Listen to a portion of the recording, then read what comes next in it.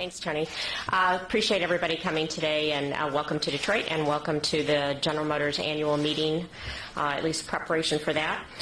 Hey, the meeting is going to be pretty basic. Tim Sosa will run the meeting. He's going to go through the actual shareholder meeting.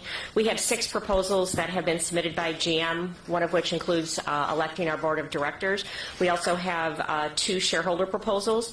I will then, after the conclusion of the meeting, go through and do a state of the business update, and there is no new information as it relates to the ignition switch recall.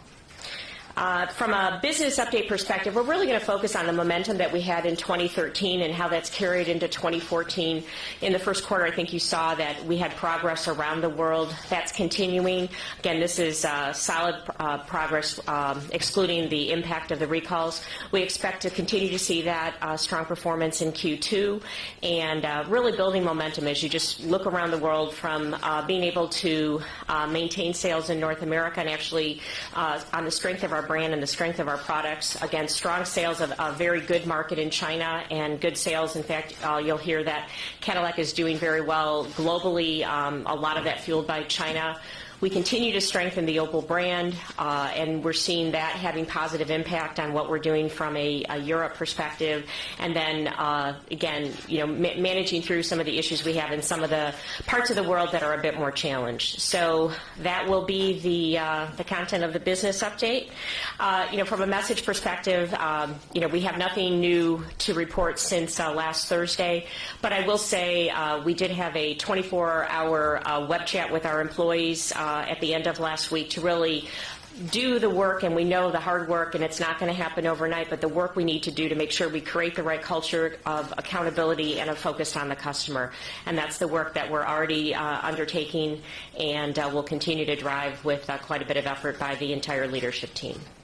So with that, turn it back to Tony for Q&A. Thanks, Mary. Okay, we'll open up for questions. Jeff? Yeah, Mary, Jeff Yes. Jeff. In the almost week since the report came out, do you get any feel from your conversations with GM employees that they're taking this to heart, that this is something that has really nailed home what the problem is, and that maybe it's something that I heard somebody use the expression the other day, could be fulcrum for change to the company? Jeff, I absolutely. We have seen, first of all, I've gotten hundreds of emails of employees reaching out. They are absolutely owning the report, internalizing it, and they know what this company can be. And so I would say in my career here, I just feel tremendous engagement by the employees that they're going to do the right thing. They're raising issues. They're asking questions. They're owning it. Bobby? Yes. Mary, Hi. questions for you. First, a number of the families of victims have told us that they're very frustrated that their family members are not counted on GM's list as of now. Can you clarify for us, why are those that died in the back seat of a car that crashed because of the ignition switch defect not counted on the list? I think the important thing to focus on is General Motors has announced that we're going to do a compensation program. Ken Feinberg, who is known across, I think, the globe as being an industry or as an expert in this area, he is working on finalizing the protocol. Our goal is to make sure everyone who was impacted by the ignition switch issue is appropriately compensated as it relates to those who lost loved ones or those who had serious physical injury. That's what we're focused on. The list and the number that we've talked about is based on the information we have right now, and we don't indicate that we have all information. That's why it's so important that the protocol that Mr. Feinberg is developing, and he will be the individual independently who determines how the compensation is administered. So to follow up on that, to the parents of Natasha Weibel, for example, who want to know why their daughter's death isn't counted, are you saying that it may be that may change?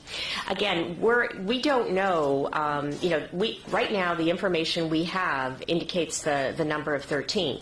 At the end of Mr. Feinberg's work, that's when we'll know, and we will release that information, the numbers. Jeff? Hey, Mary, Jeff. Hi, Jeff. A couple questions. First, do you anticipate, after going through everything, that any more employees were being dismissed or disciplined following the ignition switch recall?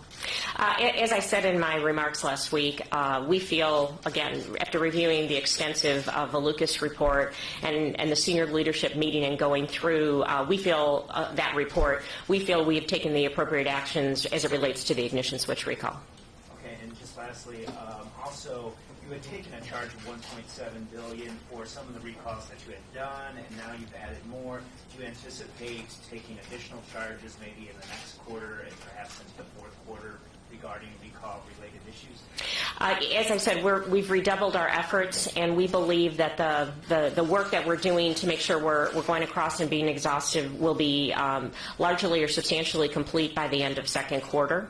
I can't predict if there will be a charge until we go through that process, and the technical team leads that with Mark Royce participating as well as being supported by myself and a couple other key leaders. Phil? Mary, Phil Wilkes, Yes. CBC. Along those lines, do you expect that by the end of the second quarter, you'll at least have a ballpark figure in terms of the impact financially the compensation program will have in terms of whether it's $1 billion, $1.5 billion, $2 billion, whatever it might be? Well, I'm not commenting on the number, but once Mr. Feinberg has completed his protocol and we're able to assess that, we should be able to, again, we won't know till the actual compensation program has been run, but at that point we will make an estimate at the end of the quarter. In the back? Ruth Rogers, Fox 2 here in Detroit. You had said on Thursday that you don't want to put this behind you, but rather this is a part of, an indelible part of GM's history. Moving forward in today's meeting, how much does that color the tone? And if asked about this by investors, what do you plan on telling them? Well, again, I don't have any new messages. I think we were pretty clear, pretty transparent, and pretty, just factual on what the report said and how we're going to internalize it. I think, with the question Jeff asked, I feel very good about the fact how employees are responding, that they are owning it, and they understand the seriousness of it, and they understand that we all have to work together if we're going to make sure something like this never, ever happens again, and that is our commitment. That's what we're focused on. But then also, this is a shareholder meeting, so we want to make sure we give an update on the business, because I think it's important as you look at the accomplishments General Motors has made over the last several years, the strong progress we have going into this year. Tim? Mr. Barr, given the issues that the culture contributed to the ignition problem, what kind of confidence do you have that there aren't other fatal issues in other vehicles and the safetiness of those vehicles developed in that period? Again, we are looking across extensively. Anytime we do a recall, and do remember that during that period of time, there were a number of recalls done across the company. Again, as you look at this specific issue, it was a unique series of mistakes over a long period of time. So as we've looked exhaustively, done read across any time we find an issue going across the population, I have nothing to conclude that there's anything like this, and we've been digging pretty deep, but we'll continue to do it. As issues are raised, we'll address them, and that's one of the reasons we launched the Speak Up for Safety program. Matt? Mary, sales have been actually very strong. It doesn't look like customers have really been too concerned about these issues with old GM cars. But how do you intend to keep the image strong going forward? I mean, following up on Tim's question, safety, are you going to focus more on that than maybe design or performance? First of all, we're going to focus on the customer, and we're going to make sure we understand the customer, what they're looking for, and the segments that we choose to compete around the globe. It's having winning products, and one of the aspects of winning is quality, safety, performance, great design. They're not exclusive. There's ands in between those words, not ors, and we plan on continuing to have great vehicles. If you look at our safety record on vehicles that we're launching today, it's quite strong. We'll continue to do that. And I think also strengthened by the work that's we've done over the last couple of years of dramatically improving our quality and our development process, as well as now the most recent changes that Mark Royce announced as it relates to the product integrity organization. Can I just follow up one more? When do you expect to be able to get the ignition problem, the recalls, the list, all this stuff behind you and really pivot back to the business, the brands, profitability? Again, I think a lot of it is right now we are very much focused on doing great vehicles and strengthening our brands across the globe. I think you see that as effort of what we have in Opel, the strength of the Cadillac brand, Chevrolet, again, as you look at our performance. But it's not about putting it behind us. It's about using the learnings and the failings that we had to make sure that we improve the whole development process and the culture, which we're continuing to work on, to make sure that we have award-winning products that are focused on the customer across the globe. Tom Kirscher. Much of the report and prior comments have been made about silos within the company. Do you see any structural changes coming? I know you're kind of past the people, releasing the people, but do you see structural changes coming as well? You know, in a company, we have over 200,000 employees. You have to have some sort of organizational structure. But the key is how the people behave in that structure. Because, I've had a lot of experience in my career of looking at organizational change. And you think you fix one problem by creating an organization, and then you create distance somewhere else. So it's about the people. It's about understanding what we need to do to develop great cars, trucks, and crossovers, and getting people picking up the phone, talking to each other, walking across the aisle. And that's one of my key messages. I've already delivered that. Mark is consistently delivering that to the product development team. We'll continue to do that. So, we may tweak a structure here or there. We definitely have a great connection now with a senior lawyer being named and is sitting as part of the engineering team as we look at the whole recall and safety assessment process. So very much integrated, but it's people connecting, which is the important thing. Have you had any employees come to you and you invited them to say, Right. Contact me? Has anybody contacted you? Well, starting at noon on Thursday and ending at noon on Friday, we had a 24-hour global chat. I was on that for about 2 hours and then reading comments. So I've had employees definitely connect through that. I've also had a couple emails. So, yeah, employees are reaching out. I would say the large amount of messages we had was people owning this issue and appreciating the way in which we, were very transparent and candid as we talked about it. But we have continued since we rolled out the Speak Up for Safety program, have employees raising issues, and when we do that, the key thing there is to make sure we either, if they address or uncover an issue, that we quickly deal with it, or if they ask a question about something they don't understand, we make sure they understand, because it's so important that we have a closed-loop process, and that's what we're dedicated to doing. Bill Vlasic.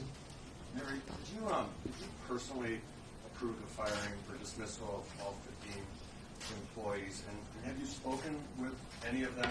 I'd be curious if you have, what they told you.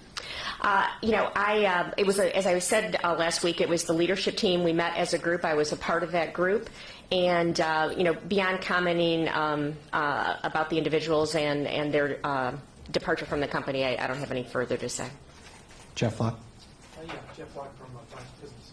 Mary, just to clarify, you said you got hundreds of emails. Just to be clear, some of those were flagging issues? A very small number. The bulk of them were talking about, how we handled the situation, the candor, the employees taking ownership, just sharing their feelings with me about what happened on Thursday. And but again, I would say I read every single one of them, responded to every single one of them. Those that the handful that raised issues or concerns they wanted us to look at, we responded to all of those. But, the key was, and I think the big takeaway from all of that was the employees owning the issue. And then just my question actually is to the stockholders proposal that would preclude a CEO and a chairman being the same person. The company is opposed to that. That would effectively preclude you or any of your successors from holding both of the titles. Why is the company opposed to that? Again, right now we have a structure where we have a separated position between the chairman and CEO. I think from a corporate governance perspective, the board wants to maintain the ability to adjust and adapt the right structure over time. Joanne, last question, by the way. Well, I have two. That's two questions. Okay, quick one. The 15 people who were let go, do they have any kind of confidentiality restrictions? Is it likely or possible that they could end up testifying in any kind of Department of Justice investigation? Again, I'm not going to talk about the specifics of the departure of the employees, and again, it really it depends on what they're asked to do and what individuals are asked to do from a Justice Department perspective. So I don't have any comment on that. All right, and then my other question really is from a shareholder perspective. It seems to me as if you've kind of given Ken Feinberg a blank check to decide how much is owed and how much money will come out of shareholders' pockets to the victims. And I'm wondering, aren't there any parameters? I mean, how do you control that from getting out of hand? Our parameter is, as we stated on Thursday, we want to make sure that everyone that was harmed, serious physical injury or lost a loved one, that we do the right thing. And that's been our guiding principle in our conversations with Mr. Feinberg. Clearly, he will, administer and run